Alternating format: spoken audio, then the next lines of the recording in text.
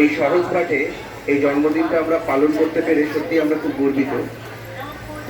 এই বিশ্বকবি রবীন্দ্রনাথ ঠাকুরের যে 159তম জন্মদিন, এই জন্মদিনে আমরা এই বাচ্চাদেরকে নিয়ে আমরা যে জন্মদিনটা পালন করছি এবং তাদেরকে বিশ্বকবির যে বার্তা, বিশ্বকবির যে মানব প্রেম, সর্বোপরি যে মানুষের জন্য তার যে লেখা, এই লেখার অনুভব হয়তো ছোট ছোট বাচ্চাদেরকে আমরা দিতে পারছি না, কিন্তু তাদেরকে নিয়ে যে একটা রবীন্দ্র জয়ন্তী আমরা পালন করছি এবং আজকের এই মহতী দিনে, এরকম একটা দিনে, এর জন্য সত্যি আমি আমার প্রত্যেককে, সহজ পাঠের সঙ্গে যুক্ত যারা আছেন প্রত্যেককে আমি আমার আন্তরিক কৃতজ্ঞতা জানাই। আপনারা সকলেই জানেন যে এই ছোট ছোট বাচ্চারা, তাদের অনেক সমস্যা আছে, তারা সমাজের মূল স্রোত থেকে অনেকটা দূরেই থাকে।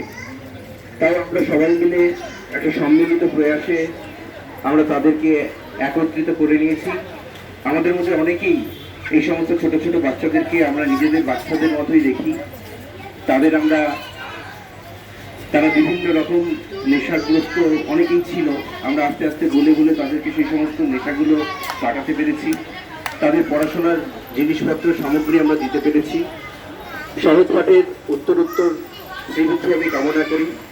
আমাদের মধ্যে যারা আছে আমরা সকলে আরো আমরা উপস্থিত হয়ে এই প্রয়াসটাকে আমরা সাফল্যমণ্ডিত করে তুলব। সবশেষে বিশ্বকবির দু একটা লাইন: আজিয়ে প্রভাতে রবির কর, কেমনে পশিল প্রাণের পর, কেমনে পশিল গুহার আধারে প্রভাত পাখির গান।